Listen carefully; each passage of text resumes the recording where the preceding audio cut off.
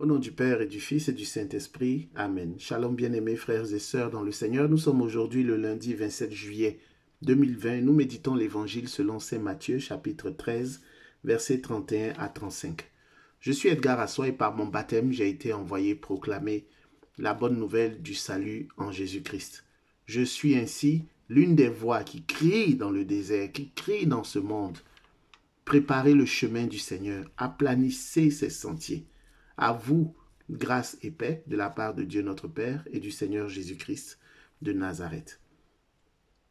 Il n'est pas rare de voir dans les évangiles, ou il est même courant de voir dans les évangiles, Jésus utiliser des paraboles. Qu'est-ce qu'une parabole et quel est son objectif? La réponse nous est donnée par le catéchisme de l'Église catholique en son paragraphe 546. Jésus appelle à entrer dans le royaume à travers les paraboles, très typiques de son enseignement. Par les paraboles, il invite au festin du royaume, mais il demande aussi un choix radical. Tu es appelé à faire un choix radical. Pour acquérir le royaume, il faut tout donner. Les paroles ne suffisent pas, il faut des actes. Les paraboles sont comme des miroirs pour l'homme. Accueille-t-il la parole comme un sol dur ou comme une bonne terre? Que fait-il des talents reçus? Jésus et la présence du royaume en ce monde sont secrètement au cœur des paraboles. Il faut entrer dans le royaume, c'est-à-dire devenir disciple du Christ pour connaître les mystères du royaume des cieux. Pour ceux qui restent dehors, tout demeure énigmatique.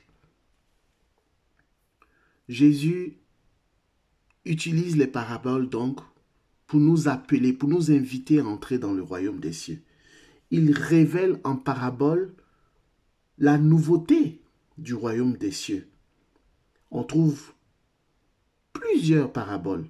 Il y a la parabole de l'ami importun, de la brebis perdue, de la semence, de la veuve importune, de la zizanie, des deux voies, des talents, la parabole du bon pasteur, du bon samaritain, du ferment, du fils prodigue, du jugement dernier, du juste juge, du pauvre Lazare, du pharisien et du publicain, du semeur, du serviteur impitoyable.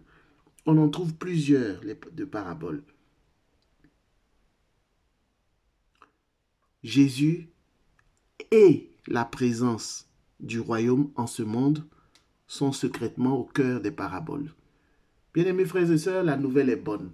Elle est bonne, la nouvelle, parce que toi-même, en devenant disciple, tu deviens une parabole pour le monde. Parce que la parabole utilise des images, des choses concrètes de l'ordinaire, mais pour enseigner des vérités essentielles. Il y a un sens caché, il y a un sens au-delà de ce que nos yeux voient, il y a un sens contenu dans la parabole. C'est à cela que toi-même tu es appelé. Tu es appelé à devenir une parabole. Par ton baptême, parce que tu as cru en Jésus-Christ, Jésus-Christ vit en toi. L'apôtre Paul dit, si je vis, ce n'est plus moi qui vis, c'est le Christ qui vit en moi. Alors, parce que le Christ vit en toi, le royaume des cieux est en toi. Et c'est cela, je dirais, que tu caches. Tu deviens ainsi cette parabole.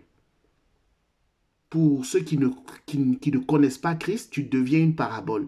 Mais par ta foi, par ta vie, le témoignage d'une bonne vie chrétienne, les gens qui te côtoient vont peu à peu, il leur sera révélé par la grâce de Dieu ce royaume des cieux qui est en toi, la personne de Jésus-Christ de Nazareth en toi.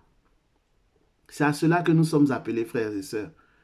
À travers toutes ces paraboles, Jésus enseigne une seule vérité. Il est le centre, il est Dieu, il est notre Seigneur, il est notre trésor que nous devons